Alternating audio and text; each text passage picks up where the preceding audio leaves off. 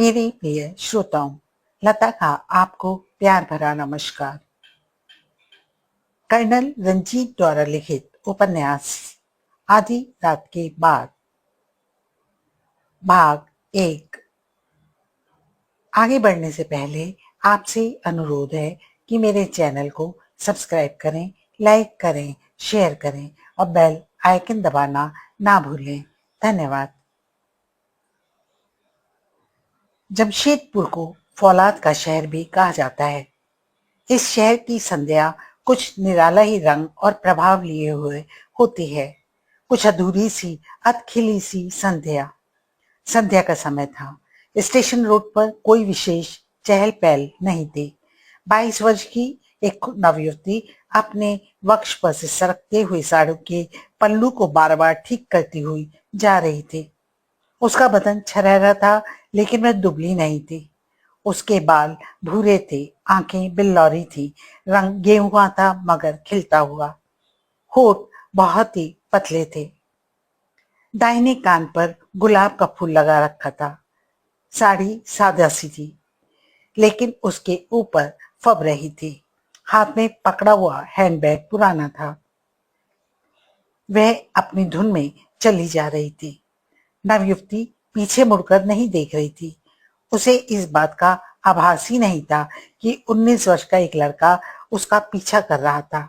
उसने सफेद जीन की पैंट और उसके ऊपर बुशर्ट पहन रखी थी।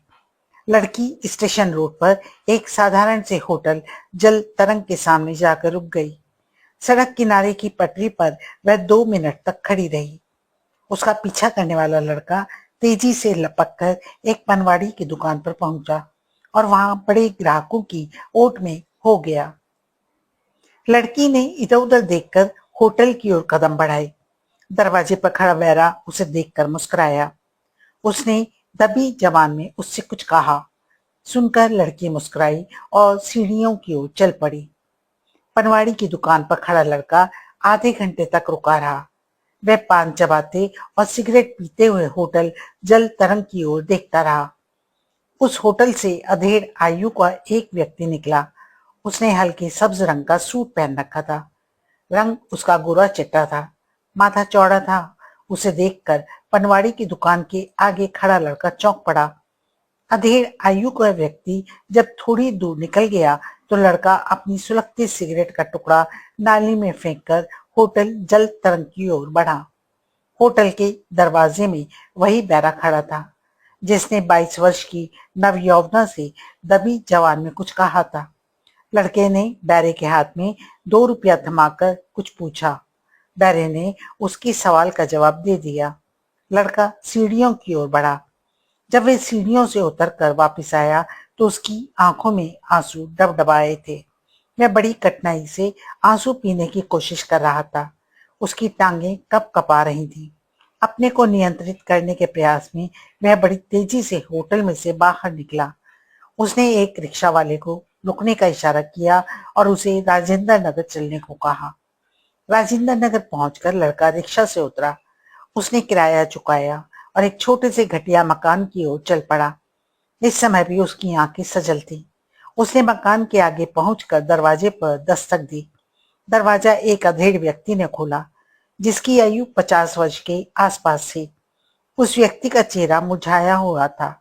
उसके चेहरे पर ऐनक थी, आंखें धुंधलाई हुई थी, मैली मैली। वह कोई प्रोफेसर जान पड़ता था। उसने आगंतुक लड़के को क्षण भर देखने के बाद पूछा, तुम रो क्यों रहे हो ब्रिजेश? पिताजी, आप अंदर चलिए। मेरा कलेजा फटा जा रहा है। मैं आपको क्या बताऊं कि क्या देख कर आ रहा हूं। मैंने जो कुछ देखा है, काश कि वह सब देखकर मैं अंधा हो जाता। यह कहकर ब्रिजेश ने मकान में प्रवेश किया। तुम क्या देख कर आ रहे हो ब्रिजेश? ब्रिजेश के पिता ने पूछा। ब्रिजेश कोई उत्तर दिए बिना ड्राइंग रूम में चला आया, जिसके फर्नीचर की चमक दमक लुप्त हो चुकी थी। गिलाफ अब उधड़ने लगे थे। गद्दियों का रंग बहुत फीका पड़ चुका था। बैठ जाइए पिताजी, ब्रजेश ने रुआंसी आवाज में कहा। पिता सामने बैठ गया।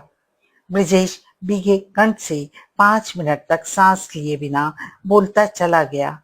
फिर उसने हाफते हुए कहा, मैं सुपर्णा का कई दिनों से पीछा कर रहा था। उसके लक्षण ठीक नहीं है। वह उन लोगों से मिलती रही है जिन्होंने आपको मार कुटाई की थी। मैं उनका ऋणी हूँ ब्रिजेश। हाँ, कुछ दिनों से वे लोग मुझे परेशान नहीं कर रहे हैं। अब वे मुझे रुपया लौटाने की धमकी नहीं दे रहे हैं। इधर सुपर्णा कुछ दिनों से रुपया लाकर अपनी माँ को दे रही है। मैं स्वयं नहीं समझ पाया कि वह रुपया कहाँ से लाकर दे रही है, ब्रिजेश के पिता जगदीश चंद्र ने कहा। ब्रिजेश की आंखों में छलक रहे आंसू टपक ही गए। वह भर्राए स्वर में बोलता चला गया। आखिरी संयम और धैर्य से काम लेते हुए उसने कहा, आप देखने की कोशिश नहीं कर रहे कि सुपर्णा कहाँ से रुपया ला रही है। सच्चाई मेरा दम घोटे जा रही है। मैंने सच्ची बात आपको बता दी है। जरा ठहरिए।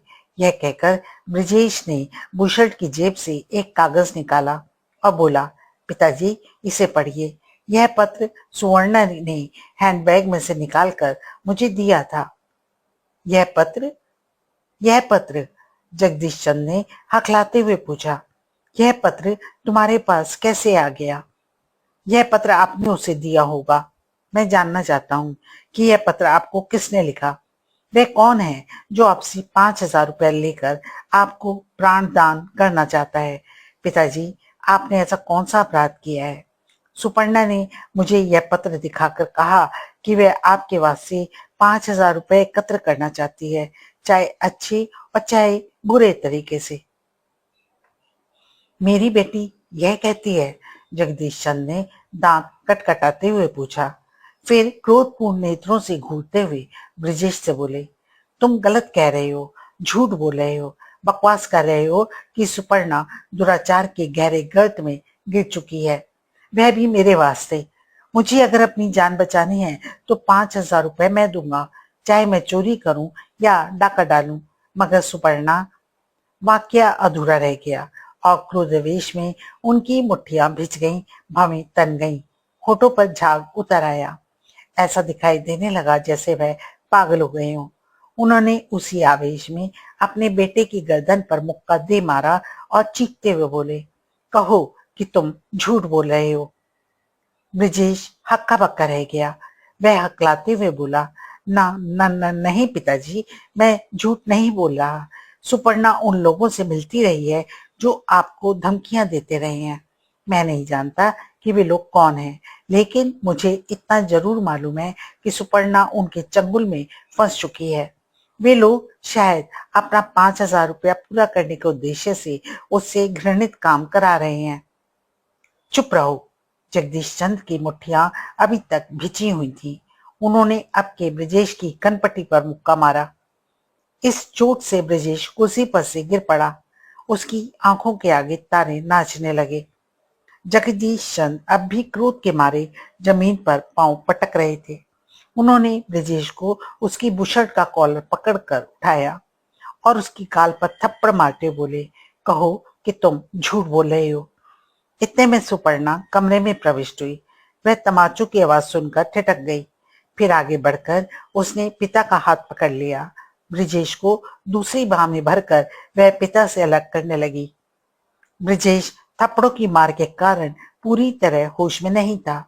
वह अर्ध चेतन सा फर्श पर बैठ गया। उसका सिर भरना रहा था। उसे कुछ पता ना चला कि बाप बेटी चीखते चिल्लाते एक दूसरे को क्या कुछ कह रहे थे। जब वह कुछ संभला तो उसने पिता को यह कहते सुना, यह झूठ है, यह झूठ है। सुपर्णा कह रही थी, झूठ और सच से कोई अंतर नहीं पड़ता पिताजी। मैं आपके वास्ते अपना आप तो क्या अंतर आत्मा तक बेच सकती हूँ। इतने में अधेड़ आयु की एक महिला प्लास्टिक की टुकड़ी उठाए कमरे में प्रविष्ट हुई। वह देखने में आकर्षक किंतु मुरझाई हुई महिला थी। उसके चेहरे से स्पष्ट झलकता था कि घरेलू परेशानियों ने उसका लहू निचोड़ लिया था। अब सारा कोलाहल ठंडा पड़ चुका था। सुपर्णा रुमाल से ब्रिजेश के होठों से निकलता हुआ खून पोंछ रही थी। जगदीश चंद्र पीठ पीछे हाथ बांधे खड़े थे। आगंतुक महिला ने पूछा, यहाँ क्या हो रहा है? ब्रिजेश के मुंह से खून क्यों बह रहा है? वह सुपर्णा और ब्रिजेश की माता थी। किसी ने कोई उत्तर ना दिया। जगदीश चंद्र उस कमरे के दूसरे कमरे में चले गए। सुपर्णा, तुम बोलती क्यों नहीं हो? अरे, तुम बोलती क्यों नहीं हो? सुपर्णा की माता ने पूछा। उसने प्लास्टिक की टोकरी एक ओर रख दी और अपनी साड़ी के छो से ब्रजेश का चेहरा पोंछने लगी, जो पसीने से भरा था। जगदीश चंद्र पिछले कमरे से लौट आए और दरवाजे में खड़े हो गए। उनके हाथ में भयानक पिस्तौल था, जिसे वह कहीं से खरीद कर लाए थे। 6 महीनों से उन्होंने ये पिस्तौल अंदर संभाल रखा था। ब्रजेश की दृष्टि पिता के चेहरे पर पड़ी। उसे अपने पिता का चेहरा बहुत गंभीर और तना हुआ प्रतीत हुआ। वह घबरा गया। वह चीखते हुए कुछ कहना चाहता था कि गोली चली। गोली ब्रजेश के कंधे पर लगी। दूसरी गोली चली, वह ब्रजेश की मां की पीठ में उतर गई। तीसरी गोली चली, जो सुपर्णा की गर्दन में लगी। मां बेटे के ऊपर लुढ़क गई और बेटी अपनी मां के ऊपर गिर पड़ी। ब्रजेश दर्द से कराह रहा था, लेकिन वह होश में था। उसने देखा कि उसके पिता दरवाजे से हटकर अब बेडरूम में चले जा रहे थे। तभी बेडरूम में से गोली चलने की आवाज सुनाई दी। ब्रजेश उठने की कोशिश कर रहा था कि उसने लोगों का शोर सुना। उठने के प्रयत्न में वह गिर पड़ा और गिरते ही बेहोश हो गया। उसकी आंख खुली तो वह अस्पताल में था। उसके कंधे पर पट्टी बंधी हुई थी। उसके पलंग के पास एक डॉक्टर, एक नर्स और पुलिस इंस्पेक्टर मौजूद था। सदर थाने का इंस्पेक्टर शशि मोहन घायल लड़के का बयान लेना चाहता था। ऑपरेशन के बाद जब ब्रजेश होश में आया तो उसे सब जानकारी मिल गई थी कि उसके परिवार पर क्या बीती। स्वयं तो वह बच ही गया था, उसका बड़ा भाई भी बच गया था, क्योंकि वह उस समय घर में नहीं था। ब्रजेश का बड़ा भाई राजेश सीमा सुरक्षा दल का इंस्पेक्टर था और मणिपुर में नियुक्त था। डॉक्टर, नर्स और इंस्पेक्टर पर ब्रजेश ने उछलती हुई दृष्टि डाली। इंस्पेक्टर शशि मोहन बोला, ब्रजेश, क्या तुम बयान दे सकोगे? ब्रजेश ने स्वीकृति सूचक सिर हिलाया। वह प्रश्नों के उत्तर देता गया और इंस्पेक्टर उन्हें लेखनीबद्ध करता रहा। मेरे पिता जगदीश चंद्र वकील थे। उनकी वकालत कोई विशेष नहीं चलती थी। हम निर्धन थे। बड़े भाई राजेश चंद्र की आर्थिक सहायता पर निर्भर होता था। 2 वर्ष पहले की बात है कि अचानक मेरे पिता की आमदनी अच्छी हो गई। कोई भी नहीं जानता था कि उनकी आय एक कैसे अच्छी हो गई। 1 वर्ष सुख से बीत गया। उसी दौरान घर का कुछ मोटा सामान खरीदा गया। मेरे पिता एक दिन 44 बोर का विदेशी पिस्तौल भी लाए। वह पिस्तौल लाए कहाँ से थे? इंस्पेक्टर शशि मोहन ने पूछा। हमने उनसे ना तो यह पूछा कि वे पिस्तौल कहाँ से लाए और ना यह पूछा कि किस मनोरथ से लाए। 8 महीने पहले से हमारे घर के हालात फिर बिगड़ने लगे। 6 महीने पहले मेरे पिता को दिल का दौरा पड़ा। उन्हें लोगों का रुपया देना था और ऋण चुकाने का उनमें सामर्थ्य न था। दिल की बीमारी के कारण कठोर मेहनत करना अब उनके बस की बात नहीं थी। वह परेशान रहने लगे। जिन लोगों से उन्होंने रुपया लिया था, वे लोग उन्हें तंग करने लगे। एक रात वह घर लौटे तो उनकी एक आंख काली पड़ी हुई थी। चेहरे पर कुछ खराशे भी थी। होठ सूजे हुए थे। एक बांह उतर गई थी और झूल रही थी। किसी ने उन्हें बहुत बुरी तरह मारा पीटा था। मेरी माँ बहुत घबरा गई। उसने मेरे पिता को राय दी कि वह पुलिस में रिपोर्ट कर आए, लेकिन पिताजी ने पुलिस स्टेशन जाने से स्पष्ट इनकार कर दिया। इंस्पेक्टर ने पूछा, तुम्हारे पिता ने हमलावरों के विरुद्ध रिपोर्ट दर्ज कराने से क्यों इनकार कर दिया? मैं इसका कारण नहीं जानता। एक स्थानीय पहलवान ने पिताजी का उतरा हुआ बाजू चढ़ा दिया और कुछ दिन बाद वह स्वस्थ हो गए। फिर भी उनकी मानसिक अवस्था बिगड़ती गई। कल रात उन्हें ना जाने क्या जोश आया, मेरी बहन सुपर्णा और मेरी माता से झगड़ते रहे। तब मैं घर से बाहर था। घर लौटने तक झगड़ा शांत हो चुका था, मगर सब उदास बैठे थे। अचानक मेरे पिताजी को ना जाने क्या हुआ, वे अपना पिस्तौल ले आए और अंधाधुंध गोलियां चलानी शुरू कर दी। संयोग ये कहिए कि मैं बच गया। पिताजी ने बाद में बेडरूम में जाकर स्वयं को भी गोली मार ली। ब्रजेश ने बयान देते हुए सुपर्णा के विषय में एक भी वाक्य ना कहा। इंस्पेक्टर शशि मोहन ने बयान ले लेने के बाद पूछा, अब तुम क्या करना चाहते हो?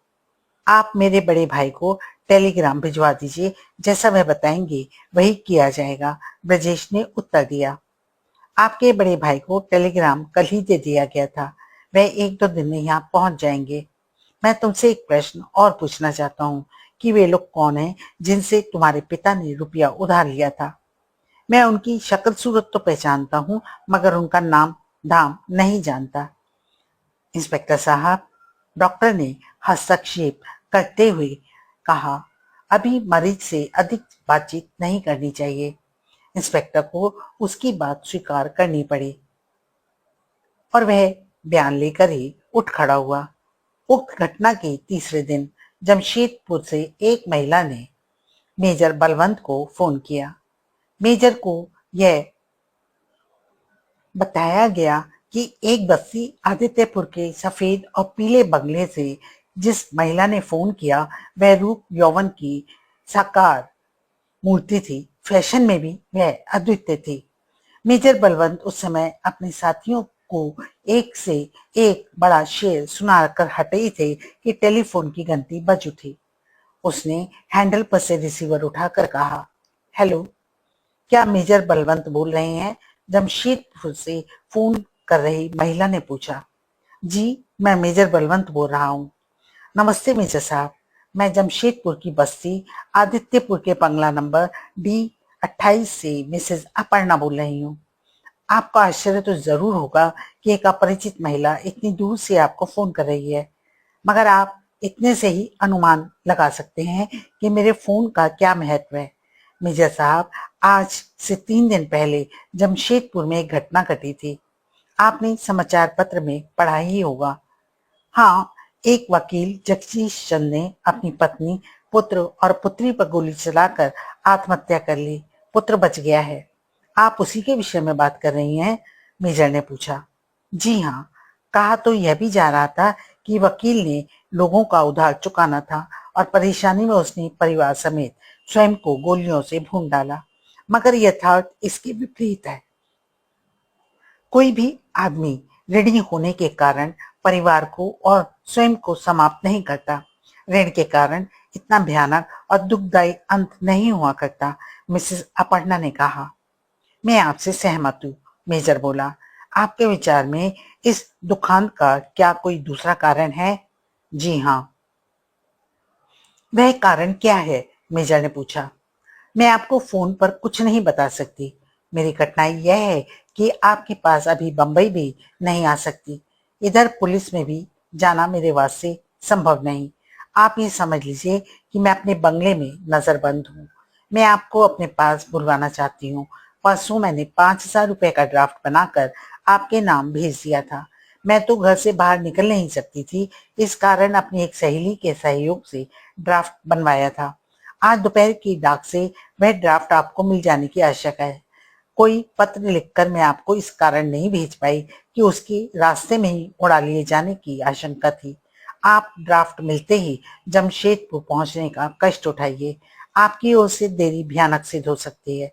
कहीं ऐसा ना हो कि जो रहस्य मैं आपको बताना चाहती हूँ वह मेरे दिल में ही मेरे साथ समाप्त हो जाए। ओह, आपको क्या मौत का खतरा है? मेजर ने पूछा।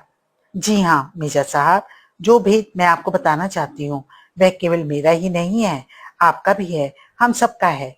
आप जल्दी आने का यत्न करें, मैं आपकी प्रतीक्षा करूंगी। यह कहकर मिसेस अपर्णा ने संपर्क तोड़ लिया। मेजर ने उक्त फोन पर हुई बातचीत का विवरण अपने सभी साथियों को दे दिया। डोरा ने पूछा, जमशेदपुर में जो 3 दिन पहले दुखद घटना हुई उसका मिसेस अपर्णा से क्या संबंध हो सकता है? डोरा, तुमने एक बात पर ध्यान नहीं दिया। मिसेस अपर्णा का कहना है कि जो भेद वह मुझे बताना चाहती हैं वे केवल उनका ही नहीं बल्कि हम सबका भेद है। हमारे वास्ते इतना ही इशारा पर्याप्त है। हमें जमशेदपुर जरूर पहुंचना चाहिए, मेजर ने निर्णायक स्वर में कहा। दोपहर की डाक से मिसेस अपर्णा की ओर से भिजवाया गया ड्राफ्ट भी आ गया। ड्राफ्ट के साथ एक बहुत ही संक्षिप्त पत्र था जिसमें लिखा था, D28 आदित्यपुर जमशेदपुर। मेजर साहब, ड्राफ्ट स्वीकार कीजिए। अवसर पाते ही आपसे फोन पर बात होगी। मिसेस अपर्णा। मालती ने कहा। चलिए जमशेदपुर भी देख लेंगे। उसकी बात पर सब मुस्कुरा दिए। अगले दिन शाम के 5 बजे मेजर बलवंत और उसके साथी अपने पूरे साथ सामान के साथ जमशेदपुर में थे। वे होटल नटराज में ठहरे। मेजर बलवंत के कहने पर होटल के मैनेजर ने 2 प्राइवेट कारों की भी व्यवस्था कर दी। मेजर 6:30 बजे तैयार होकर निकला। उस समय हवा कुछ तेज चल रही थी और हवा में ठंडक थी। ऐसा प्रतीत होता था कि वर्षा होकर रहेगी। मेजर थोड़ी देर में ही आदित्यपुर पहुंच गया। उसे D28 बंगला ढूंढने में कोई कठिनाई नहीं हुई। वह सफेद और पीला बंगला था। उसके गेट, लॉन और निर्माण शैली से पता लगता था कि बंगले में कोई शालीन परिवार रहता था। बंगले का गेट खुला था। मेजर ने अपनी कार लॉन में रोक दी और वह बरामदे में पहुंचा। उसने मुख्य द्वार के दाईं ओर एक आधुनिक डोर बेल लगी देखी। मेजर ने उसका बटन दबा दिया। बंगले में घंटी की कानप्रिय ध्वनि गूंज उठी। किसी ने भी घंटे का उत्तर ना दिया। मेजर ने घंटी का बटन दोबारा दबाया। 2 मिनट फिर निकल गए। दरवाजा खोलने कोई ना आया। मेजर बरामदे से उतर आया। उसने बंगले के गिर्द चक्कर लगाने का निर्णय किया। बंगला बहुत शानदार था। ना छोटा कहा जा सकता था और ना बड़ा। बंगले के चारों ओर संगमरमर का रास्ता बना था। बंगले के पिछवाड़े छोटा सा उद्यान था जिसके बीचों बीच एक आकर्षक पैगोडा था। बर्मी पैगोडा।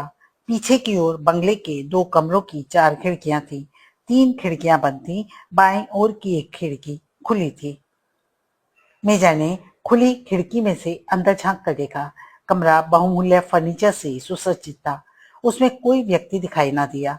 कमरे के दाएं छोर में एक दरवाजा था जो अध खुला था। वह दरवाजा अंदर गलियारी में जा खुलता था। मेजर उस खिड़की के रास्ते कमरे में प्रवेश कर गया। दाहिना दरवाजा पूरा खोलकर उसने गलियारी में पांव बढ़ाया। गलियारी में एक आलीशान काली मेज पड़ी थी जिस पर एश ट्रे रखी थी। एश ट्रे में सिगरेट के 2 टुकड़े थे। मेज के पास खड़े खड़े मेजर ने आवाज दी, मिसेस अपर्णा। किसी ने कोई उत्तर ना दिया। गलियारी पार करके मेजर हॉल कमरे में पहुंचा। हॉल के दाएं बाएं 4 कमरे थे। 2 कमरों के दरवाजे सफेद थे और 2 कमरों के पीले थे। एक कमरे का दरवाजा खुला था। मेजर उस दरवाजे के पास पहुंचा। वह किसी औरत का बेडरूम था। फर्श पर किसी औरत की रेशमी साड़ी पड़ी थी और उसके ऊपर ब्लाउज था। किसी ने उस कमरे की हर एक वस्तु अस्त व्यस्त कर डाली थी। सिंगार टेबल के सारे प्रसाधन इधर उधर रख दिए गए थे। सिंगार टेबल के पास छोटा सोफा उलट दिया गया था। यह माजरा क्या है? मेजर के मुंह से निकला। बेडरूम से निकलकर मेजर किचन में आ गया। वहां किसी ने कागज का एक टुकड़ा चाय के डिब्बे में फंसा दिया था। कागज के उस टुकड़े पर लिखा था, सरोज, आज रात मेरा खाना बनाने की आवश्यकता नहीं। मैं देर से लौटूंगी। शायद रात के 10 बजे तुम खाकर चली जाना। मेजर सोचने लगा कि यह पत्र मिसेस अपर्णा ने शायद अपनी नौकरानी सरोज को लिखा था। तभी मेजर का ध्यान आया कि मिसेस अपर्णा ने तो फोन पर कहा था कि वे अपने बंगले में नजरबंद हैं। अगर वह नजरबंद थी और बंगले से बाहर नहीं निकल सकती थी तो वह बाहर क्यों गई? पत्र में उसने लिखा था कि शायद रात को 10 बजे लौटेगी। उसकी प्रतीक्षा में बैठे रहना व्यर्थ था। इस कारण वह जिस रास्ते से बंगले में प्रविष्ट हुआ था उसी रास्ते से बाहर आ गया। वह लॉन में खड़ी कार में जा बैठा। उसने जमशेदपुर में 3 दिन पहले की घटना का समाचार पढ़ा था। उसमें इंस्पेक्टर शशि मोहन द्वारा की गई जांच का समाचार भी था। मेजर ने निर्णय किया कि उसे सदर थाने चलकर इंस्पेक्टर शशि मोहन से मिलना चाहिए। कार स्टार्ट करके वह बंगले से बाहर निकला। उसने एक राहगीर से सदर थाने का रास्ता पूछा। अभी वह राहगीर उसे थाने का रास्ता बता ही रहा था कि मेजर का ध्यान पलट गया। D28 बंगले के गेट के बाहर एक कार आकर रुकी।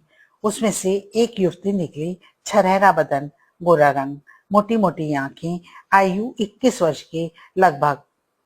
मेजर समझ गया कि वह युवती मिसेस अपर्णा से मिलने आई होगी। उसने युवती की कार का नंबर नोट कर लिया। उसने अपनी कार सदर थाने के रास्ते पर बढ़ा दी। थाने में आकर उसने इंस्पेक्टर शशि मोहन के बारे में पूछा। उसके ऑफिस में आगे पहुंचने पर मेजर खांसा। अंदर से इंस्पेक्टर की आवाज आई, कौन? आ जाइए। मेजर ने कमरे में पदार्पण किया। उसने देखा कि इंस्पेक्टर साहब के सामने आकर्षक, बलिष्ठ और दीर्घकाय युवक को पाकर चौंक गया। मेजर के भव्य व्यक्तित्व ने उसे एक ही दृष्टि में प्रभावित कर दिया। वह प्रश्न सूचक आंखों से उसे देखने लगा। मेजर ने मुस्कुराते हुए इंस्पेक्टर की ओर हाथ बढ़ाते हुए कहा, इंस्पेक्टर साहब, मैं मेजर बलवंत हूँ। आपसे अनौपचारिक ढंग से मिलने आया हूँ। मेजर बलवंत? इंस्पेक्टर ने आश्चर्य और प्रसन्नता से उसका हाथ दोनों हाथों में ले लिया और बोला, क्या मैं सचमुच मेजर बलवंत को अपने सामने देख रहा हूँ? वह कुर्सी पर से उठ खड़ा हुआ। मेजर ने अपनी जेब की ओर इशारा दूसरा हाथ बढ़ाते हुए कहा, अगर आपको संदेह हो रहा है तो मैं आपको अपना परिचय कार्ड दे दूं? नहीं नहीं मेजर साहब, मैं आपका नाम सुनकर चौंक गया था। उसने मेजर को कुर्सी पर बैठने का इशारा किया। मेजर साहब, कुर्सी पर विराजिए। और फिर कुर्सी पर बैठते हुए उनसे पूछा, आपके वास्ते क्या मंगाऊं? कॉफी? ठीक है, मंगवा दीजिए, मेजर ने उसके सामने बैठते हुए कहा। इंस्पेक्टर ने मेज पर रखी घंटी बजा दी और कॉफी लाने का आदेश दिया। मेजर ने सहज भाव से पूछा, इंस्पेक्टर साहब, मुझे यहाँ की एक दुखद घटना और आपके द्वारा की गई जांच का समाचार पहले ही प्राप्त हो चुका है। उसके बारे में आपसे कुछ मालूम करना था। हाँ हाँ, अवश्य, इंस्पेक्टर ने मुस्कुरा कर उत्तर दिया। अच्छा इंस्पेक्टर साहब, यह बताइए कि आप मिसेस अपर्णा के बारे में क्या जानते हैं? मिसेस अपर्णा? ओह, वही ना, जो आदित्यपुर के D28 वाले बंगले में रहती हैं। जी हाँ, वही। मेजर इस बात से संतुष्ट हुआ कि मिसेस अपर्णा कोई अनजानी महिला नहीं थी और इंस्पेक्टर उससे परिचित था। वैसे शहर की सभी औरतों की जानकारी रखना असंभव है, लेकिन मिसेस अपर्णा की बात और अलग है। इंस्पेक्टर बोला, मिसेस अपर्णा को लगभग आधा शहर जानता है। संभवतः 4 वर्ष पहले वह 2 मर्दों के साथ जमशेदपुर में आई थी। एक मर्द की आयु 50 वर्ष से ऊपर थी, जो कोई प्रोफेसर या स्कॉलर जान पड़ता था। दूसरा मर्द 40 वर्ष की आयु का था। वह कोई महंत जान पड़ता था। मिसेस अपर्णा और उसके साथियों ने जाकर यहाँ अंतरिक्ष और नक्षत्र विज्ञान पर गोष्ठियां आयोजित की, पुनर्जन्म के विषय में भाषण मालाएं शुरू कर दी। इस तरह ये लोग सारे शहर में प्रसिद्ध हो गए। मिसेस अपर्णा को क्लबों की आदरी सदस्यता प्रदान की गई। हमें विभागीय निर्देश मिले कि हम इन तीनों की गतिविधि पर नजर रखें। हमें इनकी कोई भी गतिविधि संदिग्ध दिखाई ना दी। हमने गुप्त रूप से D28 बंगले की तलाशी भी ली।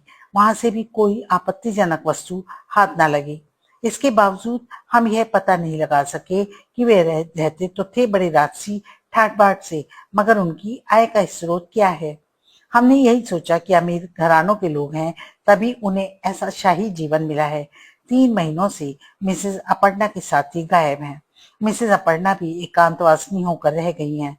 घर से बाहर बहुत ही कम निकलती हैं। वैसे आप किस सिलसिले में उनके विषय में दिलचस्पी रखते हैं? इंस्पेक्टर ने पूछा।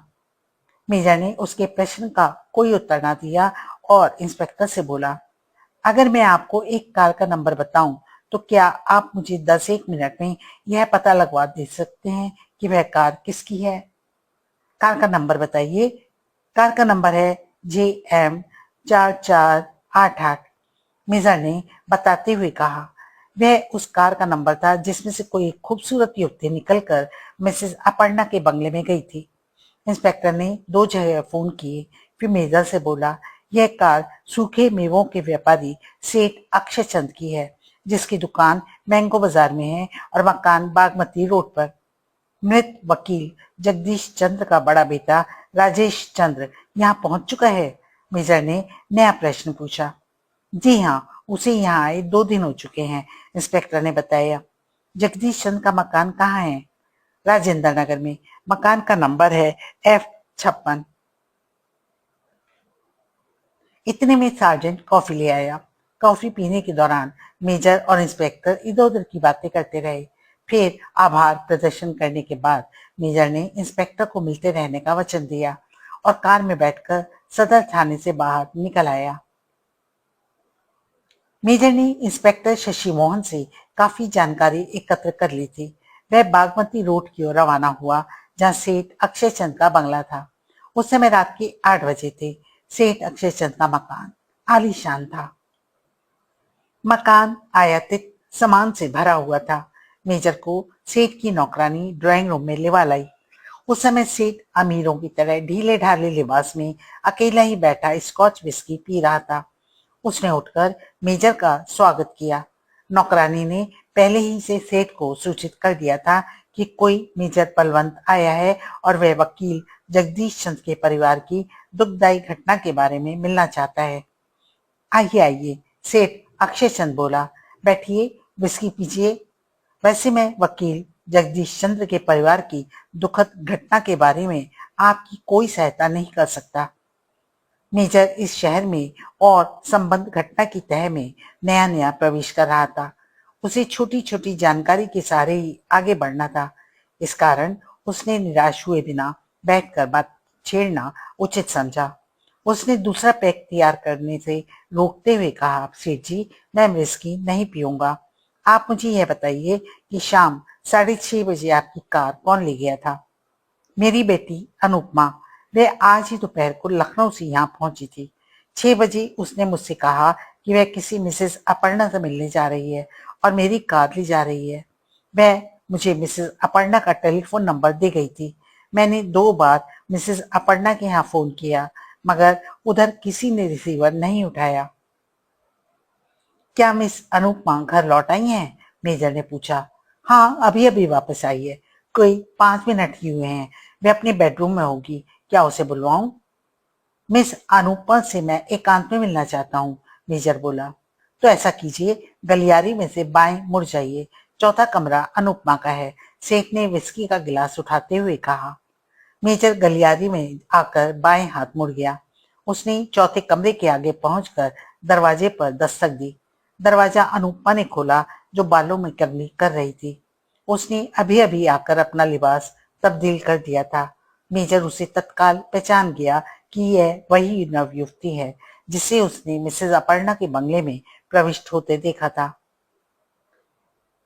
इस समय वह नीले रेशमी गाउन में थी, जिसका गला कोट कॉलर जैसा था और कॉलर ऐसे थे उनमें से उसके गले में पहना हुआ लॉकेट बाहर झांक रहा था। पैरों में स्लीपर थे जिन पर मोती जड़े हुए थे। इससे पहले कि अनुपमा कुछ कहती, मेजर बोला, मैं मेजर बलवंत हूँ, जासूस। क्या आप मुझे बता सकती हैं कि मिसेस अपर्णा कहाँ हैं? वे अपने बंगले में है, मैं उनसे मिलकर आ रही हूँ, अनुपमा बोली। मिस अनुपमा, जब आप मिसेस अपर्णा से मिलने गईं, तो उस समय वह बंगले में ही थी?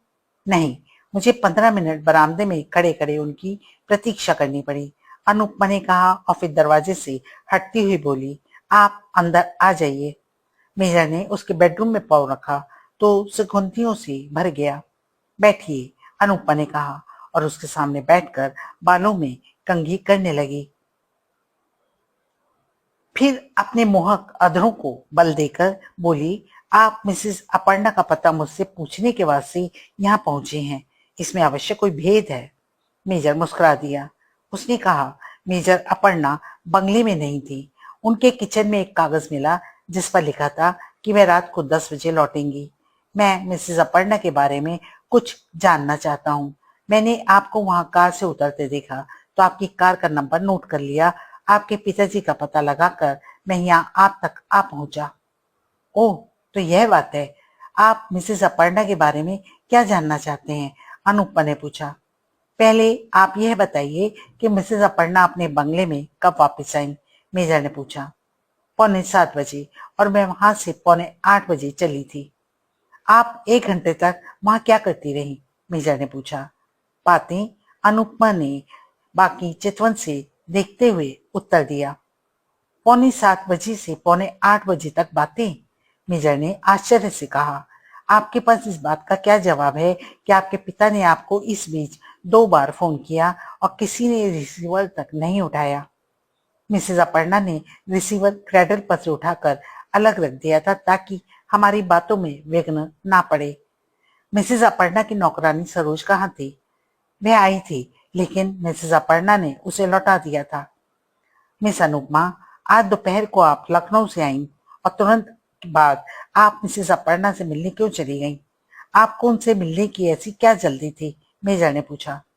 उन्होंने ही पत्र लिखकर मुझे लखनऊ से बुलाया था। क्यों?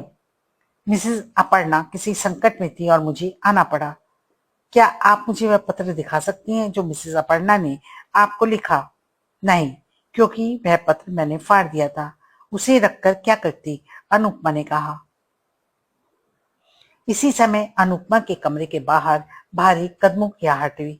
अगले क्षण सेठ अक्षय चंद दरवाजे में दिखाई दिए। वह मेजर से बोले, आपको इंस्पेक्टर शशि मोहन फोन पर बुला रहे हैं। फोन ड्राइंग रूम में है। मेजर जल्दी से उठा और ड्राइंग रूम में आकर उसने रिसीवर उठा लिया। कहिए इंस्पेक्टर साहब, मेजर बलवंत बोल रहा हूँ। मेजर साहब, आप मेरे यहाँ से गए तो मैंने नटराज होटल में फोन किया। मुझे बताया गया कि आप वहां लौटे ही नहीं। मैंने समझा कि आप कहीं सेठ अक्षय चंद के यहाँ ना हो। फोन किया तो संतोष हुआ कि आप वहीं हैं। कहिए, मुझे फोन पर आपको क्यों ढूंढना पड़ा? मेजर ने पूछा। अभी 5 मिनट पहले मुझे सूचना मिली कि गुरुद्वारा बस्सी के नाले में एक औरत की लाश पाई गई है। वह कीमती लिबास में है। उसकी लाश जनरल अस्पताल के मुर्दाघर में पहुंचा दी गई है। अभी केवल इतनी सूचना मिल चुकी है कि मृत महिला का कद 5 फुट 6 इंच है, वजन 140 पाउंड, बाल भूरे हैं। मुझे आशंका है कि वह कहीं मिसेस अपर्णा ना हो। मैं लाश की पहचान के वास्ते जनरल हॉस्पिटल के मुर्दाघर को जा रहा हूँ। आप चलिए, मैं भी पहुंच रहा हूँ, कहकर मेजर ने रिसीवर रख दिया। वह सेठ को ड्राइंग रूम में छोड़कर अनुपमा के कमरे में पहुंचा। अनुपमा बालों में केंद्रित कर चुकी थी। अब वह अपने गालों पर वैनिशिंग क्रीम लगा रही थी। मिस अनुपमा, जब आप मिसेस अपर्णा से मिली तो उन्होंने कैसा लिबास पहन रखा था? मेजर ने पूछा। उन्होंने नारंगी कमीज, बेल बॉटम की, बादामी पैंट और पेटेंट लेदर की काली जूतियां पहन रखी थी। क्या उन्होंने कोई जेवर भी पहन रखा था? उनके कानों में मोती थे। दाएं हाथ की 2 उंगलियों में सगाई और शादी की अंगूठियां थीं। बाएं हाथ की छोटी उंगली में एक छोटे मोती की छोटी अंगूठी थी। क्यों? आप ये सब क्यों पूछ रहे हैं? मेजर ने उसकी बात का कोई उत्तर ना दिया। धन्यवाद मिस अनुपमा, मैं आपसे ढेरों सवाल पूछने फिर आऊंगा। इतना कहकर वह जल्दी ही उस बंगले में से निकलकर कार में आ बैठा। बूंदाबांदी शुरू हो चुकी थी। मेजर हवा की तरह कार उड़ाता जनरल अस्पताल आ पहुंचा। उसने अस्पताल के गेट पर एक महिला खड़ी देखी जो वर्षा की कोई परवाह नहीं कर रही थी और भीगे जा रही थी। मेजर ने कार की गति धीमी कर दी और उसके निकट कार रोक कर पूछा, आप वर्षा में क्यों भीग रही हैं? महिला ने भयभीत आंखों से मेजर को देखा और उत्तर में बोली, बारिश मुझे अच्छी लगती है। मेजर ने उस महिला की ओर विशेष ध्यान न दिया। वे अस्पताल के लॉन में पहुंचा और अन्य कारों के पास अपनी कार खड़ी कर दी। पूछताछ कार्यालय से उसने मुर्दाघर का पता पूछा। 5 मिनट बाद वह मुर्दाघर के सामने आ पहुंचा। दरवाजे पर अस्पताल का कर्मचारी सफेद जीन की वर्दी में खड़ा था। उसकी टोपी भी सफेद थी जो उसके सिर पर पूरी नहीं आ रही थी। उसके पजामे के पांचे टखनों से ऊपर थे। कमीज भी उसके बदन के अनुपात से तंग थी। फरमाइए, अस्पताल के उस कर्मचारी ने पूछा। क्या इंस्पेक्टर शशि मोहन अंदर है? अंदर कोई इंस्पेक्टर नहीं। सुनो, अभी थोड़ी देर पहले एक औरत की लाश मुर्दाघर में लाई गई थी। मैं उस लाश की पहचान के वास्ते आया हूँ। मेजर बोला। आप इधर आइए, अस्पताल के कर्मचारी ने कहा और उसने दरवाजा खोल दिया। दरवाजे के पीछे हॉल कमरा था। सामने एक और दरवाजा था जिससे सीढ़ियां भूमिगत कक्ष में जाती थी। सीढ़ियों से उतरते हुए मेजर को सर्दी महसूस हुई। मुर्दाघर को रेफ्रिजरेटरों की सहायता से ठंडा रखा जाता था। अस्पताल के कर्मचारी ने मेजर के साथ साथ सीढ़ियां उतरते हुए कहा, जब उस औरत की लाश लाई गई तो मुर्दाघर की रेफ्रिजरेशन प्रणाली खराब हो गई थी। बहुत सी बर्फ मंगवानी पड़ी। दोनों मुर्दा घर में आ पहुंचे। लाशें रखने के वास्ते दीवारों में चौड़े चौड़े तख्ते लगे थे। उन तख्तों के ऊपर हिमशिलाएं रखने के वास्ते शेल्फ बने थे। बाईं दीवार के कोने में सफेद तख्ते पर एक औरत की लाश पड़ी थी। शेल्फ के ऊपर से हिमशिला खिसक कर लाश पर आ गिरी थी। बर्फ की शिला लगभग 2 मन भारी थी। इतना बोझ आ टकराने से लाश का चेहरा विकृत हो गया था। मेजर आगे बढ़ा। मुर्दा औरत के बदन पर नारंगी कमीज, बादामी रंग का बेल बॉटम पैंट और पैरों में पेटेंट लेदर की जूतियां थी। उसके कानों में मोती थे। दाहिने हाथ की 2 उंगलियों में अंगूठियां थीं। बाएं हाथ की छोटी उंगली में एक मोती वाली छोटी अंगूठी थी। वह लाश अपर्णा की थी। मेजर गहरे चिंतन में डूब गया। जब उसने मुड़कर देखा तो अस्पताल का कर्मचारी मुर्दा घर से जा चुका था। मेजर सोच रहा था कि वह 8:15 बजे अक्षयचंद के मकान पर पहुंचा था। अनुपमा उससे 5-7 मिनट पहले अपने घर लौटी थी। अनुपमा का कहना था कि वह मिसेज अपर्णा से 7:45 और 8 बजे तक बातें करती रही। तब वह वहां से अपने घर की ओर चली। 7:45 से 8:15 बजे के बीच कुल आधे घंटे की अवधि थी। क्या उसी अवधि में मिसेस अपर्णा की उसके बंगले में हत्या की गई? उसी अवधि में लाश ले जाकर गुरुद्वारा बस्ती के नाले में फेंक दी गई? आधे घंटे में यह सब कैसे किया जा सकता है? यह तो सर्वथा असंभव है। फिर यह सोचकर मेजर के होठ गोल हो गए और वह सीटी बजाने लगा। तभी पच्चाप सुनाई दी। 2 क्षण बाद ही इंस्पेक्टर शशि मोहन एक डॉक्टर के साथ तहखाने में आ पहुंचा। उसने मेजर को पहले ही वहां खड़े पाया तो बोल उठा, कमाल कर दिया आपने, आप तो मुझसे पहले ही यहाँ पहुंच गए। यह कहकर उसने डॉक्टर को मेजर बलवंत का परिचय कराया। डॉक्टर साहब उसका नाम सुनते ही जैसे उछल से पड़े। अपने दोनों हाथों में मेजर का हाथ लेकर वह जोर जोर से हिलाने लगे और बोले, आपसे मिलकर मुझे अपार खुशी हुई। डॉक्टर साहब, क्या आप बता सकते हैं कि जिस औरत की लाश यहाँ लाई गई उस समय उसका परिणाम हुए कितनी देर हो चुकी थी? मेजर ने पूछा। उसे मरे हुए 2 घंटे हो चुके थे, डॉक्टर ने बताया। 2 घंटे? मेजर चकित रह गया और अपनी कलाई घड़ी देखने लगा। उस समय 9:02 हो रहे थे। मेजर ने डॉक्टर से पूछा, यह लाश यहाँ किस समय लाई गई थी? 8:05 पर। इसका मतलब है कि मिसेस अपर्णा की हत्या 6:05 पर की गई। मेजर ने हिसाब लगाया। जी हाँ। मेजर हैरान था कि अगर मिसेस अपर्णा को 6:05 पर मार डाला गया था तो मिस अनुपमा 6:45 किस अपर्णा से 1 घंटे तक बातें करती रही? क्या अनुपमा ने झूठ बोला था कि वह मिसेस अपर्णा से मिली थी? मेजर लाश के निकट पहुंच गया। उसने बर्फ की शिला लाश की छाती पर से हटा दी। अपर्णा के बदन पर किसी तरह का घाव नहीं था। कोई नहीं कह सकता था कि उसे किस तरह मौत की नींद सुला दिया गया। अचानक मेजर को ध्यान आया कि गेट के बाहर उसे वर्षा में भीगती एक भयभीत औरत दिखाई दी थी। फिर उसे उस कर्मचारी का ध्यान आया जिसके सिर पर उसकी टोपी पूरी नहीं आ रही थी। डॉक्टर साहब, मेजर ने पूछा, क्या आप इस मुर्दाघर की देखभाल करने वाले कर्मचारी का हुलिया बयान कर सकते हैं? आप रामदयाल का हुलिया पूछना चाहते हैं? वही इस मुर्दाघर की देखभाल पर नियुक्त है।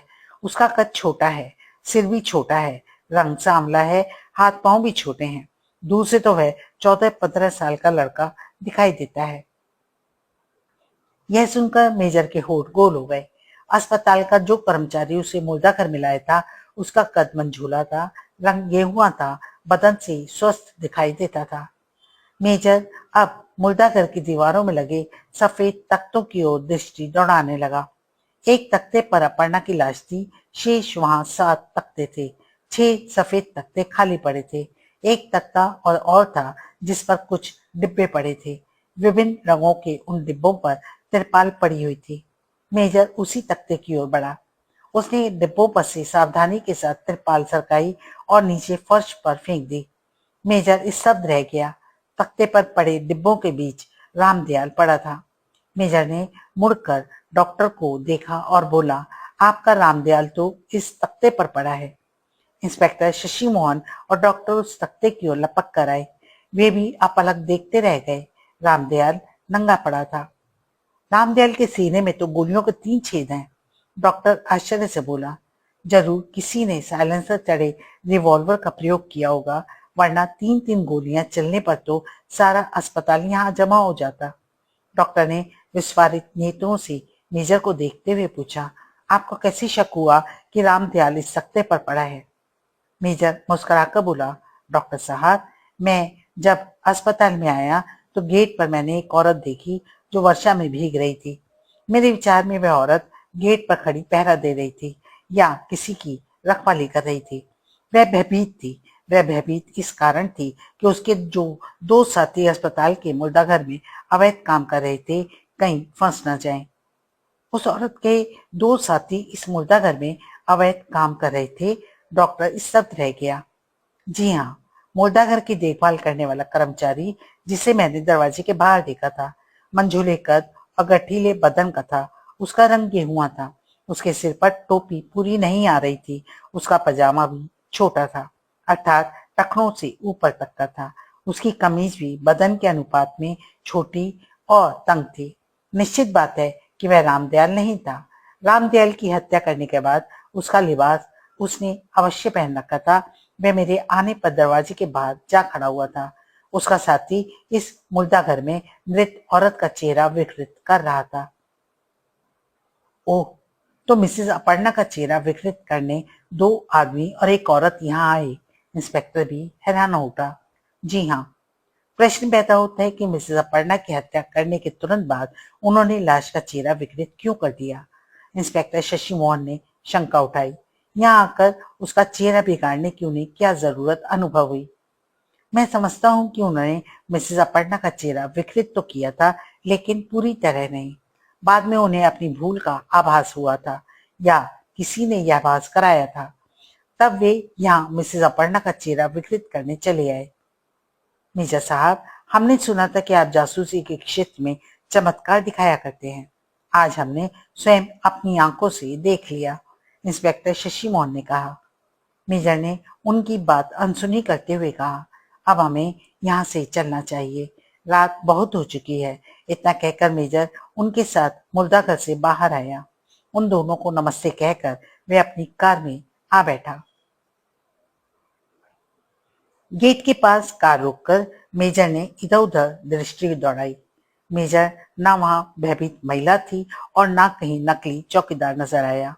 उसने कार को होटल नटराज की ओर मोड़ दिया। जब वे अपने कक्ष में पहुंचा तो उसके साथी जाग रहे थे। वे सब उसकी प्रतीक्षा में थे। मालती ने तुरंत मेज पर विस्की सजा दी और घंटी बजाकर बैरेक को मेजर के वास्ते खाना लाने का ऑर्डर दे दिया। खाना आने तक मेजर ने अपने सहयोगियों को अपनी गतिविधि से सूचित कर दिया। थोड़े समय में मेजर ने जिस कुशलता से केस की गंभीरता और उसकी गहराई को पकड़कर अपनी भागदौड़ का वर्णन किया, उसे सुनकर सभी भौचक्के रह गए। मालती ने पूछा, मिसेस अपर्णा का चेहरा बिगाड़ने की क्या जरूरत आ पड़ी? मेजर बोला, एक बात याद रखो कि मिसेस अपर्णा के बदन पर घाव का कोई निशान नहीं था। होंठ, चेहरा, कंठ या बदन के किसी भी अंग में यह संदेह नहीं किया जा सकता था कि उन्हें विष दिया गया। मेरा अनुमान है कि मिसेस अपर्णा के सिर में गोली मारी गई। चेहरा विकृत करने का उद्देश्य शायद यह हो सकता है कि उनके सिर में मारी गई गोली की ओर किसी का ध्यान ना जाए। जो भी हो, कल शायद इस पर कुछ प्रकाश पड़ सके। इतने में बैरा खाना ले आया। मेजर 2 पैक विस्की पीने के बाद खाना खाने में व्यस्त हो गया। अचानक उसने कहा, डोरा, तुम इंस्पेक्टर शशि मोहन को फोन करो कि नाले में मिसेस अपर्णा की लाश सबसे पहले किसे मिली और किसने सबसे पहले पुलिस को इस विषय में सूचना दी। डोरा ने मेजर से उसका फोन नंबर पूछकर संपर्क साधा और 7-8 मिनट इंस्पेक्टर से बात करती रही। फिर उसने मेजर को बताया कि इंस्पेक्टर साहब को यह तो पता नहीं कि नाले में सबसे पहले लाश किसने देखी। एक पुरुष ने साक्षी पुलिस स्टेशन को फोन किया था कि गुरुद्वारा बस्ती के नाले में एक औरत की लाश पड़ी है। सूचना देने वाले ने अपना नाम और पता नहीं बताया। साक्षी पुलिस स्टेशन के इंस्पेक्टर ने 2 सार्जेंट गुरुद्वारा बस्ती को भेजे थे। लाश उन्हें नाले में पड़ी मिली थी, जिसे उठवा कर वे मुर्दाघर छोड़ आए थे। यह सुनकर मेजर के मुंह का कौर मुंह में रह गया और उसके होठ गोल हो गए। उसने कौर चबाकर गले से उतारा और पानी का घूंट भरकर कहा, इस बात में भी एक भेद छुपा है। सूचना देने वाले ने अपना नाम धाम नहीं बताया। इसका मतलब है कि जिस किसी ने साक्षी पुलिस स्टेशन को फोन किया था, वह ये चाहता था कि दुनिया को मिसेस अपर्णा की मृत्यु का तुरंत पता लग जाए। इसके बाद वह खाना खाने लगा। 2 मिनट बाद उसने कहा, मेरे दिमाग में एक बात बुरी तरह खटक रही है। कौन सी बात? सोनिया ने पूछा। अनुपमा की बात, मेजर ने बताया। उसने मुझसे यह झूठ क्यों बोला कि वह 7:45 से 7:45 तक मिसेस अपर्णा से बात करती रही। उसने बताया था कि मिसेस अपर्णा ने रिसीवर उठाकर मेज पर धर दिया था ताकि उनकी बातों में कोई व्यवधान ना आए। मेरा अनुमान है कि मिसेस अपर्णा लौटी ही नहीं थी।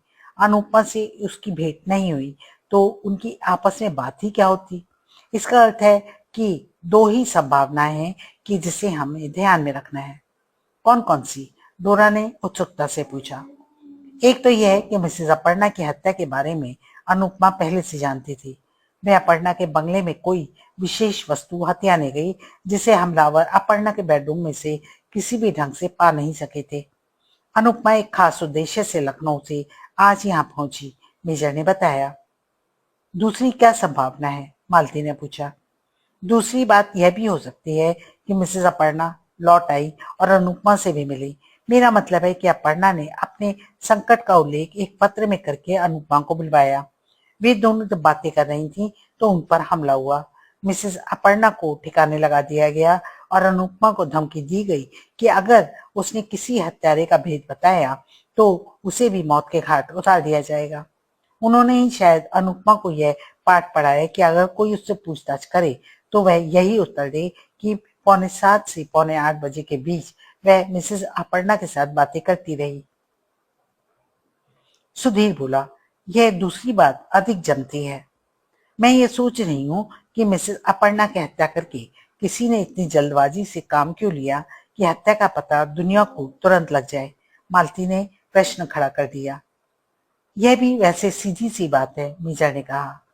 यहाँ आम सबको यह स्मरण रखना होगा कि जमशेदपुर से अब मिसेस अपर्णा ने हमें फोन किया तो उसने कहा था कि वह ऐसा भेद बताना चाहती है जो उसका भी है और हमारा भी। वह भेद उसने फोन पर नहीं खोला था। इसका मतलब है कि फोन बीच में सुने जाने की अपर्णा को पहले से आशंका थी। शायद हुआ भी वही। फोन बीच में सुन लिया गया। फोन सुनने वाला जानता था कि अगर हम लोगों ने यहाँ आकर अपर्णा से वह भेद जान लिया तो वह पुलिस की पकड़ से नहीं बच सकेगा। उसने हमारे यहाँ आते ही अपर्णा का मुंह सदा सदा के लिए बंद कर दिया। मेजर ने संभावनाओं पर अपने विचार व्यक्त करने के बाद कहा, खैर अब हमें 2 काम करने हैं। कौन सी? मालती ने पूछा। तुम और सोनिया पूरी तरह लैस होकर मिसेस अपर्णा के बंगले में जाओ। वहां यह पता लगाने की कोशिश करो कि किचन में चाय के डिब्बे में रखा अपर्णा का संदेश पत्र अभी भी वहां है या नहीं। दूसरी बात यह मालूम करनी है कि अपर्णा के हत्यारों ने बंगले की दोबारा तलाशी तो नहीं ली। जिस चीज को वो ढूंढ रहे थे उसे पा सके या नहीं। यह भी संभव है कि वे लोग दोबारा अभी बंगले में ना आए हो और रात में किसी समय आए।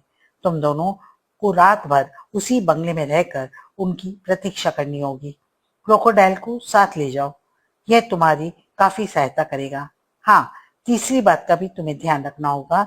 अपर्णा की नौकरानी सरोज को अपनी मालकिन के मारे जाने की खबर नहीं हुई होगी। वह सवेरे काम पर आएगी। उससे पूछना कि आज रात जब वे काम पर आई थी तो अनुपमा क्या सचमुच अपर्णा से बातें कर रही थी? क्या अपर्णा ने स्वयं नौकरानी को लौट जाने की अनुमति दी थी? मेजर का यह आदेश पाकर मालती और सोनिया तैयार होने चली गई।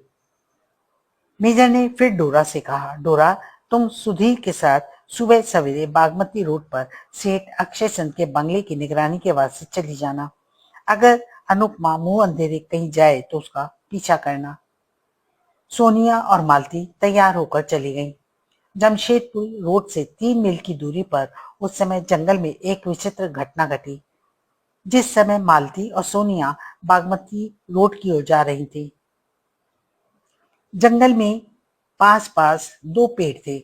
उनके बीच एक लालटेन जल रही थी। पेड़ों के साथ 2 व्यक्ति रस्सियों से बंधे हुए थे। उनके मुंह भी बंद कर दिए गए थे। बंधे हुए व्यक्तियों के सामने दो आदमी लंबे लंबे चाकू लिए खड़े थे। चाकूबाजों के पीछे दो और आदमी खड़े थे। उनके हाथों में पिस्तौल थे। पेड़ों के पास जहां ईंट पर लालटेन जल रही थी, पानी से भरी एक बाल्टी पड़ी थी। बाल्टी के पास काले मोमजामे का एक थैला पड़ा था। काले थैले के पास एक तेज धार तलवार धरी थी। झाड़ियों में से एक जीप दिखाई दे रही थी। उसका ड्राइवर अपनी सीट पर बैठा सिगरेट पी रहा था। उसके एक हाथ में रिवॉल्वर था। वास्तव में वह पहरे पर था। पिस्तौलधारी दो आदमी झाड़ियों के पास जाकर कुछ देखने लगते, फिर अपने स्थान पर लौट आते थे।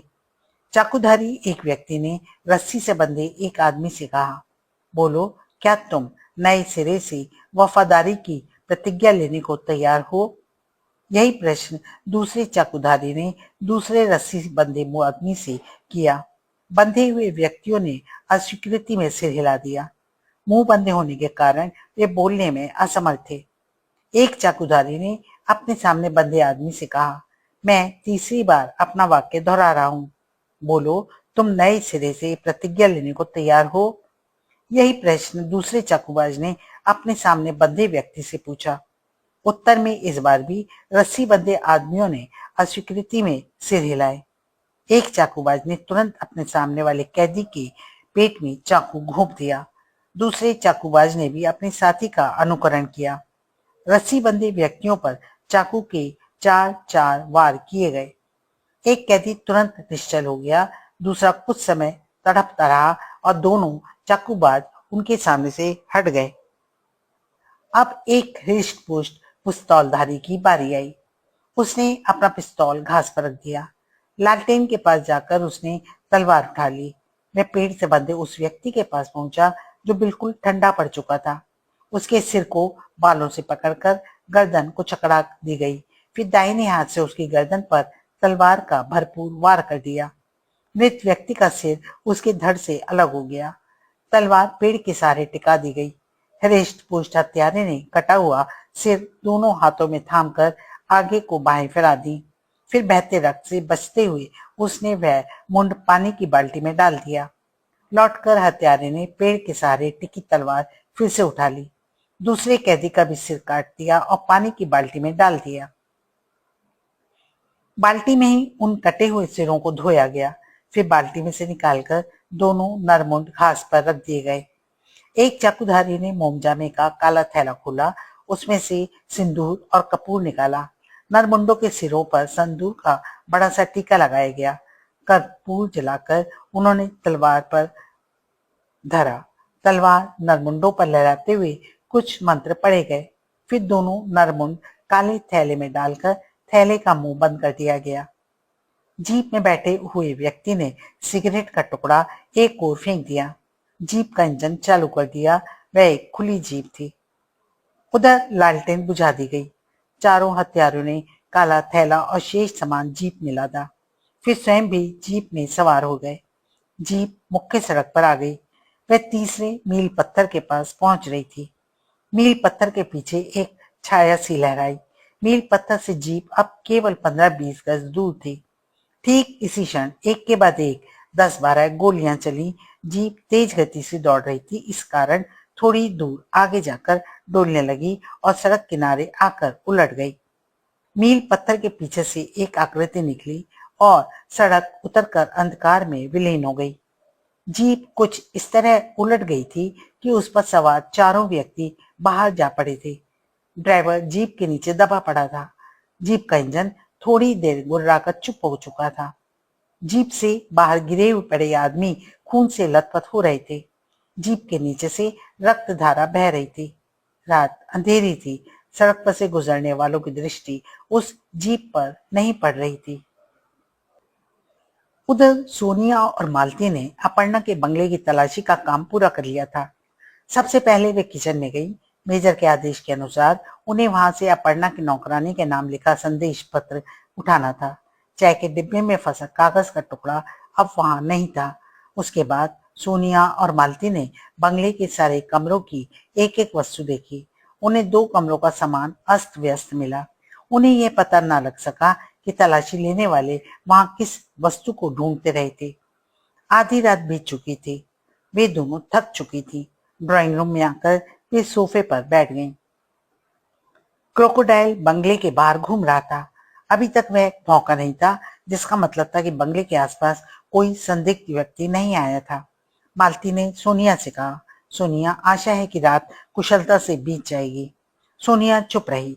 थोड़ी देर बाद मालती ने सोनिया से फिर कहा, सोनिया, मेरा विचार है कि मिर्जा साहब को अपनी यहाँ की कार्यवाही से हमें सूचित कर देना चाहिए। इतनी रात गए मेजर साहब को सूचित करना क्या उचित होगा? देख लो, शायद वह जाग रहे हो, मालती ने कहा। सोनिया ने नंबर मिलाया। उस समय मेजर जाग रहा था।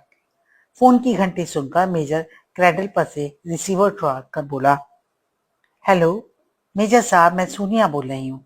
किचन में अपर्णा का लिखा नौकरानी के नाम का पत्र हमें नहीं मिला। मेजर ने कहा, कोई बात नहीं, वह पत्र झूठा और जाली था। मिसेस अपर्णा का लिखा हुआ नहीं था। वह पत्र तो दुश्मन के ने बंगले में आने वाले व्यक्ति को झांसा देने के वास्ते लिखा था। ओह, सोनिया ये जानकर हैरान हुई। उसने आगे सूचना देते हुए कहा, बेडरूम के अलावा 2 कमरों का सामान अस्त व्यस्त है। यह अनुमान लगाना कठिन है कि दुश्मन किस चीज की तलाश में था। अभी यह भी कहना मुश्किल है कि वे अपनी मनोवांछित वस्तु ले जाने में सफल रहा या असफल। ठीक है, तुम दोनों रात भर उसी बंगले में रहो, मेजर ने कहा। सावधान और सतर्क रहना, शायद दुश्मन फिर आए। एक पल भी असावधान रहना भयंकर सिद्ध हो सकता है। Good night. Good night, Sonia ने कहा और रिसीवर रख दिया। मुंह अंधेरे सुधीर और डोरा तैयार होकर अनुपमा के बंगले की निगरानी पर निकल पड़े। आज का वीडियो हम यहीं समाप्त करते हैं और आगे की कहानी को लेके मैं शीघ्र उपस्थित होती हूँ। तब तक के लिए नमस्कार।